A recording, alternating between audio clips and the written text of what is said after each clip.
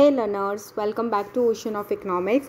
सो हम देख रहे थे हमारा balance of payment and balance of trade topic के कुछ एमसीक्यूज़। हमने एमसीक्यूज़ डिस्कस किए थे till question number 18 in the last videos, और आज से हम डिस्कस करने वाले क्वेश्चन नंबर 19 के बारे में। Okay, so without wasting any time we just started. Devaluation क्या होता है? सो डीवैल्यूएशन की अगर हम बात करें यहाँ पे, तो डीवैल्यूएशन का मीनिंग होता है कि जो फॉरेन एक्सचेंज रेट होती है, अब फॉरेन एक्सचेंज रेट क्या होती है सबसे पहले तो ये समझना पड़ेगा।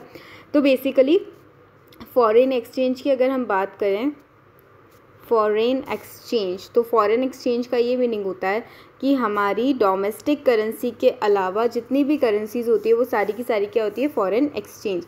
फॉर एग्जांपल हम इंडियन सिटीजन्स हैं, अगर हम इंडिया की बात करें, इंडिया की करेंसी आपको सभी को पता है रुपीज़। तो रुपीज़ के बियॉन्ड जितनी भी करेंसी, इसके अलावा जितनी भी करेंसी, लाइक अगर हम डॉलर की बात करें, येन की बात करें, यूरो की बात करें, किसी की भी बात करें, तो ये सारी जो भी फॉरेन करेंसीज हैं उन सबको हम क्या बोलते हैं? Foreign exchange. अब बात आती है फॉरेन एक्सचेंज रेट की। तो ये फॉरेन एक्सचेंज रेट क्या होती है? फॉरेन एक्सचेंज रेट, ठीक है। इसका ये मीनिंग है कि हमारी डोमेस्टिक करेंसी जो है उसके एक्सचेंज में किसी दूसरी करेंसी की वैल्यू जो है वो कितनी होगी। मतलब हमें किसी और करेंसी को परचेस करना है तो हमें हमारी कितनी करेंसी देनी पड़ेगी। तो करेंसीज़ की जो रेट्स होती है उसको हम क्या बोलते हैं? हमारी फॉरेन एक्सचेंज रेट। मतलब $1, I have made the sign wrong, $1 is equals to how many, let suppose example देते हैं 80 रुपीज़, ठीक है। तो ये क्या है? ये है फॉरेन एक्सचेंज रेट कि एक करेंसी को दूसरी करेंसी से एक्सचेंज करने के लिए कितना पैसा देना पड़ेगा। तो बेसिकली एक करेंसी की एक यूनिट की क्या प्राइस है, ठीक है, तो वो होती है हमारी फॉरेन एक्सचेंज रेट। तो उसी की बात हो रही है। अब जब डीवैल्यूएशन की बात आती है, फॉरेन एक्सचेंज से रिलेटेड आता है ये डीवैल्यूएशन। और डीवैल्यूएशन क्या होता है? lowering the value of one currency in compared to some foreign currency। मतलब डीवैल्यूएशन नाम से ही पता चल रहा है कि किसी चीज़ की वैल्यू जो है वो कम हो रही है, डिक्रीज़ हो रही है। तो यहाँ पे किसकी वैल्यू डिक्रीज़ होती है? हमारी जो डोमेस्टिक करेंसी होती है। डोमेस्टिक करेंसी एग्जाम्पल क्या लिया था? रुपीज़ का एग्जाम्पल लिया था। तो जब हम रुपीज़ की वैल्यू को कम कर देते हैं तो उसको हम क्या बोलते हैं? Devaluation. First thing. Second thing होती है कि डीवैल्यूएशन और डेप्रीसिएशन दो सिमिलर वर्ड्स होते हैं जिसके मीनिंग हम आगे क्लैरिफाई करेंगे। But here I am telling you कि डीवैल्यूएशन जो होता है वो हमारी गवर्नमेंट या फिर मॉनेटरी अथॉरिटी जो होती है, लाइक आरबीआई जो होती है, वो डीवैल्यूएशन करने का काम करती है। मतलब हमारी ही करेंसी की वैल्यू हम कम कर रहे हैं, ठीक है। तो अब देखिए यहाँ पे क्या हो रहा है, यहाँ पे क्या बोल रहा है ऑप्शन? कन्वर्टिंग गोल्ड इंटू रुपी, बिल्कुल भी नहीं, गोल्ड और रुपीज़ की तो कोई बात ही नहीं हुई। Converting dollar into gold, no.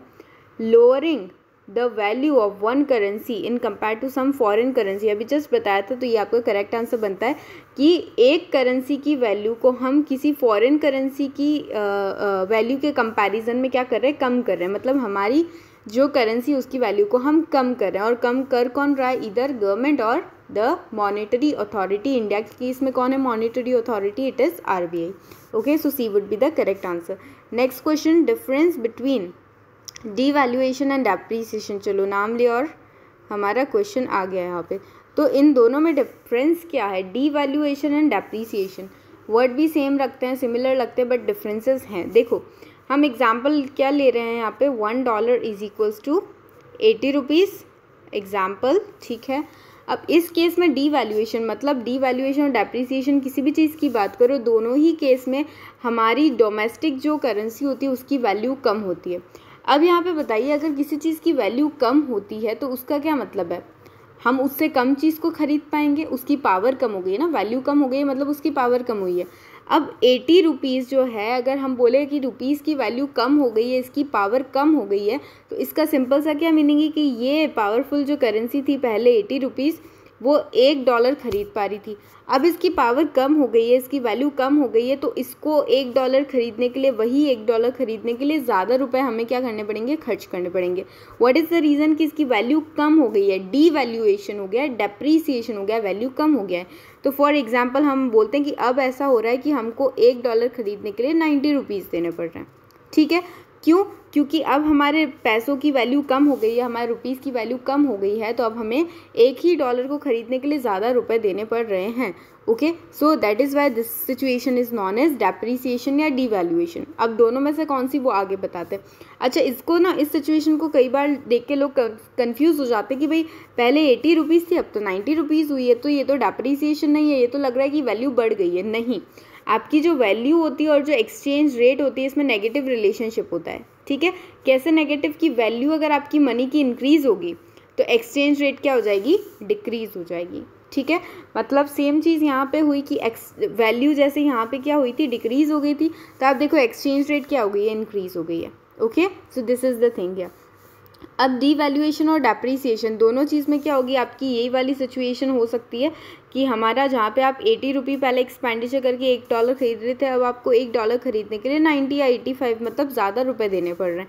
सो ये सिचुएशन आपकी डिवैल्यूएशन और डेप्रिसिएशन दोनों हो सकती है। बट डिवैल्यूएशन कैसे होता है? डिवैल्यूएशन करती है गवर्नमेंट या मॉनेटरी अथॉरिटी। ये क्या करती है? डिवैल्यूएशन करती है, जानबूझ के करती है। ठीक है, तो वो किस कैटेगरी के अंडर फॉलो होता है? डिवैल्यूएशन के under. But when talking about depreciation, it simply means कि डेप्रिसिएशन जो है मार्केट के जो रूल्स होते हैं, मार्केट का जो मैकेनिज्म होता है डिमांड और सप्लाई वाला, उनकी वजह से जब वैल्यूज़ कम ज़्यादा होती है, ये वाली एक्सचेंज रेट इंक्रीज डिक्रीज़ हो जाती है मार्केट के मैकेनिज्म की वजह से, सप्लाई एंड डिमांड के फोर्सेस की वजह से, तो वो किसके अंदर फॉल करता है? डेप्रिसिएशन के अंदर। ठीक है, तो आई होप ये चीज़ आपको क्लियर है। डिवैल्यूएशन डेप्रिसिएशन सेम काम करते हैं। क्या करते हैं? मनी की जो वैल्यू है वहाँ पे डिक्रीज़ हो जाती है और एक्सचेंज रेट जो है वो इंक्रीज़ हो जाती है। डिवैल्यूएशन कौन करता है? गवर्नमेंट या फिर मॉनेटरी अथॉरिटी करती है। बट डेप्रिसिएशन कौन करता है? मार्केट के जो फोर्सेस होते हैं, मार्केट के जो मैकेनिज्म होता है, डिमांड एंड सप्लाई के जो फोर्सेस होते हैं, उनकी वजह से होता है। ठीक है, तो इन दोनों में क्या डिफरेंस है? अब देखो ऑप्शंस क्या गिवन है। Devaluation is related to floating exchange rate, depreciation is related to fixed exchange rate. अब ये दोनों वर्ड आपके लिए नए हैं, ये तो मैंने आपको नहीं बताया, तो उसका मीनिंग भी देख लेते हैं। देखो, फ्लोटिंग एक्सचेंज मतलब कि फ्लो कर रही है, चेंजेस आ रहे हैं, अपने आप चेंजेस आ रहे हैं। ठीक है, तो फ्लोटिंग एक्सचेंज रेट जो है वो मार्केट के मैकेनिज्म से रिलेट करती है। ठीक है, कैसे भाई? ये जो करेंसीज होती है ना, इनकी भी तो डिमांड और सप्लाई होती है, जैसे हम नॉर्मल डिमांड एंड सप्लाई पढ़ते हैं। डिमांड कर्व कैसा होता है? कुछ ऐसा होता है डिमांड कर्व, यहाँ पे ऐसा कुछ सप्लाई कर्व आता है। दोनों जहाँ पे टेंजेंट होते हैं या फिर इक्विलिब्रियम में होते हैं, वहाँ हमको हमारा इक्विलिब्रियम मिल जाता है। यहाँ पे क्वांटिटी डिसाइड हो जाती है, यहाँ पे प्राइस डिसाइड हो जाती है। यही होता है ना कमोडिटी मार्केट में। सेम चीज़ें यहाँ पे हमारे मनी मार्केट में भी होगी। क्या? कि हमारी करेंसी जो है, लेट सपोज अगर डॉलर की बात करें तो डॉलर का डिमांड कर्व ये रहा, लेट सपोज ये हमारा सप्लाई कर्व है डॉलर का। तो इस केस में दोनों जहाँ पे मीट करेंगे वहाँ पे इक्विलिब्रियम हो जाएगा, उतनी उसकी प्राइस डिसाइड हो जाएगी और मार्केट में उसकी उतनी क्वांटिटी डिसाइड हो जाएगी। तो जब ये मार्केट की वजह से होता है, डिमांड एंड सप्लाई के वजह से होता है, तो क्या होता है? इसको हम बोलते हैं floating exchange rate. On the other hand fixed exchange rate, fixed exchange rate जो है वो किससे बिलोंग करती है? ये आपकी गवर्नमेंट से रिलेट करती है, गवर्नमेंट से बिलोंग करती है। ठीक है, समझ ला, ये वाली चीज़ यहाँ पे जो है एप्लीकेबल है। तो यहाँ पे क्या पूछ रहा है कि इन दोनों में क्या डिफरेंस है? डिवैल्यूएशन फ्लोटिंग एक्सचेंज रेट मतलब मार्केट से बिलोंग करता है। क्या मैंने आपको ये बताया था? मैंने आपको बताया था कि डिवैल्यूएशन किससे रिलेट करता है? हमारा गवर्नमेंट करती है इसको, मार्केट फोर्स नहीं करते। तो ये गलत लिखा हुआ है यहाँ पे, फ्लोटिंग एक्सचेंज रेट नहीं होती, इसको मार्केट डिटरमाइन नहीं करता। डिवैल्यूएशन को कौन डिटरमाइन करता है? गवर्नमेंट डिटरमाइन करती है। सेम थिंग यहाँ पे भी इन्होंने गलत दिया है, that is depreciation is related to fixed exchange rate. Depreciation किससे रिलेटेड है? Fixed exchange rate. Really? Fixed मतलब कौन कर रहा है? गवर्नमेंट कर रही है। क्या डेप्रिसिएशन गवर्नमेंट करती है? नहीं, डेप्रिसिएशन कौन करता है? एक्चुअल में डेप्रिसिएशन करता है हमारा मार्केट का मैकेनिज्म। ठीक है, तो ये ऑप्शन हमारे लिए रॉन्ग बन जाएगा, फर्स्ट ऑप्शन। नेक्स्ट ऑप्शन देखेंगे, devaluation is related to fixed exchange rate. Fix मतलब क्या? गवर्नमेंट कर रही है। डिवैल्यूएशन गवर्नमेंट करती है क्या? सोचिए। एग्जैक्टली, डिवैल्यूएशन गवर्नमेंट करती है, तो ये पॉइंट तो सही है। आगे देखो, and appreciation is related to floating exchange rate. अब सुनिए, एप्रिसिएशन जैसा मैंने आपको कुछ अभी तक बताया नहीं, मैंने आपको डेप्रिसिएशन बताया था। डेप्रिसिएशन में क्या होता है कि वैल्यू कम हो जाती है, उसी का जस्ट अच्छा, डेप्रिसिएशन करता कौन है? तो मार्केट फोर्सेस की वजह से होता है। ठीक है, एप्रिसिएशन की बात करें तो वैल्यू जो है हमारी मनी की वो क्या हो जाएगी? डोमेस्टिक करेंसी की वैल्यू इंक्रीज हो जाएगी। कैसे? एग्जाम्पल, $1 को आप खरीद रहे थे पहले 80 रुपये दे के, ठीक है, इतना महंगा। अब आप $1 कितने में ख़रीद पा रहे हैं किसी रीज़न से 70 रुपीज़ में। तो अब क्या हो गया, आपकी मनी की पावर बढ़ गई ना। देखो पहले $1 खरीदने के लिए 80 रुपये देने पड़ते थे, अब $1 खरीदने के लिए यू हैव टू पे ओनली 70 रुपीज़। सो आपकी मनी की वैल्यू जो है वो इंक्रीज़ हो गई है, मनी की पावर इंक्रीज़ हो गई है, ठीक है। तो ये वाली कंडीशन क्या होती है कि इस वाली कंडीशन से जब आप इधर मूव कर गए हैं तो ये होता है एप्रिसिएशन, ठीक है। अच्छा, एप्रिसिएशन कौन करता है, ठीक डेप्रिसिएशन की तरह, जैसे depreciation is done by the market forces, market mechanism, उसी तरीके से जो एप्रिसिएशन है वो भी मार्केट फोर्सेस और मार्केट मैकेनिज्म, डिमांड सप्लाई, इसकी वजह से होता है, ठीक है। अब आगे देखो ये क्या बोल रहा है कि appreciation is related to floating exchange rate. Floating exchange rate कौन कर रहा है, मार्केट कर रहा है। एप्रिसिएशन कौन कर रहा है, मार्केट कर रहा है। तो वही सेम चीज़ हो गई यहाँ पे कि एप्रिसिएशन कहाँ से हो रहा है, फ्लोटिंग एक्सचेंज रेट, मतलब कि मार्केट से जो डिटरमाइन होती है, प्राइस डिमांड सप्लाई मैकेनिज्म से जो डिसाइड होती है उससे रिलेट कर रहा है। तो ये चीज़ भी यहाँ पे करेक्ट गिवन है। So B would be the correct answer, ठीक है। और ऑप्शन देख लेते एक बार, बोथ ऑफ द अबव, बिल्कुल भी नहीं क्योंकि फर्स्ट ऑप्शन गलत था, नन ऑफ द अबव नहीं, ऑप्शन बी हमारा करेक्ट हो जाएगा। फाइन, आई होप आपको चीज़ें समझ में आ रही है। If you have any kind of confusion और doubt you can definitely mention in the comment section, and if you have not subscribe the channel yet then please do subscribe, what are you waiting for. चलिए next question देखते हैं, revaluation is related to, ठीक है। हमने बात की थी devaluation की, है ना, ये रहा डीवैल्यूएशन, कौन करता है, गवर्नमेंट करती है, ठीक है। इसमें क्या होता है, हमारी मनी की वैल्यू कम हो जाती है। अब उसी का रिवर्स है, उसी का उल्टा है रीवैल्यूएशन ना, डीवैल्यूएशन का उल्टा है रीवैल्यूएशन। अब इसमें क्या होता है, इसमें वही जो हमारा किस में हमने देखा था ना एप्रिसिएशन में, सेम चीज़ रीवैल्यूएशन में होती है, ठीक है। बट एप्रिसिएशन कौन कर रहा था, मार्केट मैकेनिज्म, और रीवैल्यूएशन कौन करेगा, गवर्नमेंट करेगी, ठीक है। तो डीवैल्यूएशन एंड रीवैल्यूएशन दोनों कौन कर रहा है, गवर्नमेंट कर रहा है, और एप्रिसिएशन और डेप्रिसिएशन कौन कर रहा है, मार्केट मैकेनिज्म, ठीक है। अच्छा, रीवैल्यूएशन इज रिलेटेड टू, तो इसमें भी सेम चीज़ है कि $1 लेट सपोज आप 80 रुपये में खरीद रहे थे, अब आपके मनी की वैल्यू इंक्रीज हो गई और $1 खरीदने के लिए आपको सिर्फ कितने देने पड़ रहे हैं, 70 रुपीज़। तो ये क्या हुआ, आपकी मनी की पावर इंक्रीज हो गई है। तो रीवैल्यूएशन उसी से रिलेट करता है कि जब हमारी डोमेस्टिक करेंसी की वैल्यू इंक्रीज हो जाती है। हम डोमेस्टिक किसको बोल रहे हैं यहाँ पे, हमारे रुपीज़ को। क्लियर है, सिंपल है, ठीक है। अब देखिए क्या बोल रहा है यहाँ पे, ऑप्शंस देख लेते हैं जल्दी से। रीवैल्यूएशन डिक्रीज, रीवैल्यूएशन डिक्रीज है या इंक्रीज है, इंक्रीज है, तो डिक्रीज देखते ही गलत। नेक्स्ट, इंक्रीज, अच्छी बात है। In the value of domestic currency bye market mechanism, revaluation increase तो हो रहा है, सही बात है। वैल्यू डोमेस्टिक करेंसी की, बिल्कुल डोमेस्टिक करेंसी की वैल्यू जो है वो इंक्रीज हो रही है, यहाँ तक सही है। बट आगे क्या दे रखा है वो देखो, मार्केट मैकेनिज्म। क्या रीवैल्यूएशन मार्केट मैकेनिज्म से होता है या फिर एप्रिसिएशन होता है मार्केट मैकेनिज्म से, एप्रिसिएशन, ठीक है। रीवैल्यूएशन तो कौन करता है, गवर्नमेंट करती है। तो ये बी ऑप्शन भी आपका रॉन्ग हो जाएगा। Next, increase, very good. In the value of domestic currency, यहाँ तक करेक्ट है। बाय मॉनेटरी अथॉरिटी, बिल्कुल सही। आई हैव टोल्ड यू कि मॉनेटरी अथॉरिटी या फिर गवर्नमेंट जब करती है तो वो क्या होता है आपका, रीवैल्यूएशन, ठीक है। तो ऑप्शन सी आपका क्या बन जाएगा, करेक्ट आंसर। नेक्स्ट क्वेश्चन पे मूव करेंगे। Which of the following is a measure of correct disequilibrium in BOP। देखो ऐसा है कि BOP जो है, बैलेंस ऑफ पेमेंट, इसमें डिसइक्विलिब्रियम हो जाता है ना। अगर डेफिसिट होता है तब भी डिसइक्विलिब्रियम हो जाता है, और जब हमको सरप्लस होता है इसमें बैलेंस ऑफ पेमेंट में, तो उसको भी हम क्या करते हैं, डिसइक्विलिब्रियम ही कंसीडर करते हैं।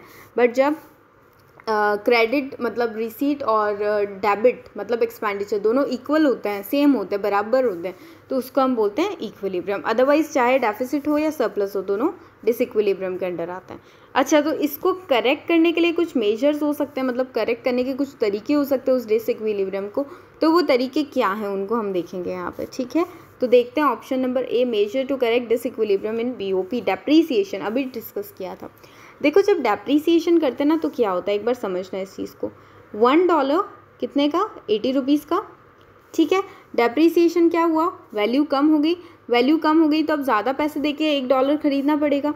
तो $1 के लिए लेट सपोज हम देते हैं 90 रुपीज़। ये क्या हो गया, डेप्रीसिएशन हो गया।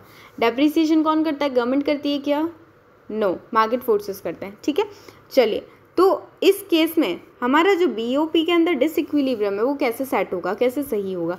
तो हम देखते हैं यहाँ पे कि जब डेप्रीसिएशन होता है तो क्या होता है, आपके लिए अब आपको ज़्यादा पैसे देके क्या करना पड़ रहा है, $1 आप खरीद पा रहे हैं। मतलब कि आपको जो फॉरेन गुड्स खरीदनी है, आपको पहले आप 80 रुपये दे के 80 रुपये दे के $1 का सामान खरीद रहे थे, अब आपको 90 रुपये दे के $1 का सामान खरीदना पड़ रहा है। तो इस केस में क्या आप कम इंपोर्ट नहीं करना चाहोगे, क्योंकि पहले तो आपको 80 रुपये दे के $1 का सामान मिल रहा था, अब सेम सामान, सेम गुड, सेम कमोडिटी लेने के लिए, सेम $1 लेने के लिए आपको ज़्यादा पैसे देने पड़ रहे हैं। तो कहीं ना कहीं आपकी डिमांड जो होगी वो क्या हो जाएगी, डिक्रीज़ हो जाएगी। ये तो हम पढ़ के आए हैं ना, प्राइस जब इंक्रीज़ होती है तो डिमांड डिक्रीज़ हो जाती है। यहाँ पे $1 पहले 80 रुपये का था, यहाँ पे $1 अभी 90 रुपये का हो गया, प्राइस इंक्रीज़ हो गई है।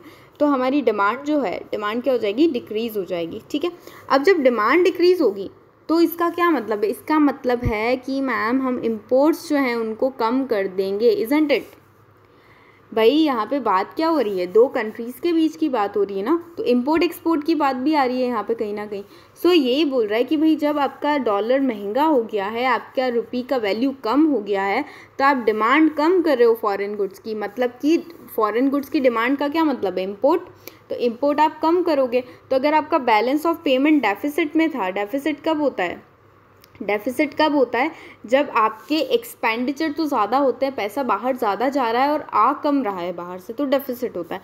अब इस केस में अगर आप अपने इंपोर्ट को कम कर दोगे तो आपको बाहर पैसा कम देना पड़ेगा, है ना, आपके एक्सपेंडिचर कम हो जाएंगे, आपके डेबिट कम हो जाएंगे, तो आपका डिसइक्विलिब्रियम जो था वो इक्विलिब्रियम में कन्वर्ट हो जाएगा। तो डेप्रीसिएशन तो बिल्कुल आपका एक करेक्टिव मेजर है, इससे हम एक तरीका है, एक वे है जिससे हम डिसइक्विलिब्रियम इन बीओपी को ओवरकम कर सकते हैं। ठीक है, नेक्स्ट ऑप्शन देखते हैं, सारे ऑप्शन देखने इंपॉर्टेंट है हमारे लिए। एक्सपेंडिचर स्विचिंग पॉलिसी, देखो एक्सपेंडिचर स्विचिंग पॉलिसीज जो हैं इसको डीवैल्यूएशन पॉलिसी भी बोलते हैं। ठीक है, डेप्रीसिएशन तो देख ले आप, डीवैल्यूएशन सेम थिंग, इसको पॉइंट लगा के छोड़ रहे हो, अच्छा सेम थिंग है ना, डीवैल्यूएशन बोले डेप्रीसिएशन बोले सेम चीज़ है। कैसे है सेम चीज़, भाई दोनों ऑलमोस्ट सेम है, आई एम नॉट सेइंग पूरा सेम है, बट इफेक्ट सेम आएगा कि पहले $1 आप 80 रुपये, अब $1 से आप कितना कर पा रहे हो, 90 रुपये आपको देना पड़ रहा है। ठीक है, यही होता है डिवैल्यूएशन। दिख यहाँ पे रख रहा है कि ज़्यादा हो गई है हमारी करेंसी, बट ज़्यादा नहीं हुई है बेटा, यहाँ पे $1 पहले 80 रुपये में मिल रहा था, अब 90 रुपये देने पड़ रहे हैं उसके, तो डिवैल्यूएशन हुआ है, डेप्रीसिएशन हुआ है। अच्छा दोनों में क्या डिफरेंस है फिर, डेप्रीसिएशन कौन करता है, मार्केट मैकेनिज्म, डिवैल्यूएशन कौन करता है, गवर्नमेंट करती है। ठीक है, उसी को हम क्या बोलते हैं, एक्सपेंडिचर स्विचिंग पॉलिसी। अब एक्सपेंडिचर स्विचिंग क्यों बोल रहे हैं, अभी जस्ट बताया ना, क्या बताया कि इसकी वजह से हमारे इंपोर्ट्स जो होते हैं वो क्या हो जाते हैं, महंगे हो जाते हैं। इंपोर्ट्स क्या हो जाते हैं, एक्सपेंसिव हो जाते हैं, महंगे हो जाते हैं। तो जब कोई चीज़ महंगी होती है तो उसकी डिमांड कम करते हैं ना, तो इंपोर्ट्स भी हम क्या कर देंगे, कम कर देंगे, करेक्ट। तो इंपोर्ट्स जैसे ही कम होंगे तो इसका क्या मतलब है, हम कुछ ना कुछ तो कंज्यूम करेंगे। हम इंपोर्ट कम कर दिया, हम फॉरेन की चीज़ों को खरीदना कम कर दिया, तो अब हम कुछ तो खरीदेंगे ना, तो हम खरीदेंगे हमारे डोमेस्टिक प्रोडक्ट, हमारे घर में मतलब कि हमारी कंट्री में जो प्रोडक्ट बन रहे हैं हम उनको खरीदेंगे। ठीक है, तो एक्सपेंडिचर जो खर्चे थे ना वो स्विच हो गए, पहले फॉरेन की गुड्स के ऊपर खर्चे हो रहे थे, अब हमारी डोमेस्टिक गुड्स के ऊपर हो रहे हैं। ठीक है, तो इससे भी क्या है, एक करेक्टिव मेजर है, जैसे कि डेप्रीसिएशन था, जैसे कि डीवैल्यूएशन है।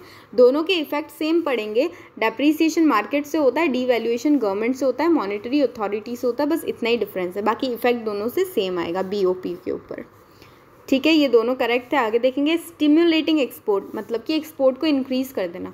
देखो अगर आपका जो बीओपी है वो डेफिसिट है, डेफिसिट कब होता है, अभी जस्ट बताया था, डेफिसिट तब होता है कि जब आपके क्रेडिट्स तो होते हैं कम, डेबिट होते हैं, मतलब एक्सपेंडिचर होते हैं ज़्यादा, तो यहाँ पे डेफिसिट होता है, हमको घाटा होता है, हमको लॉस होता है।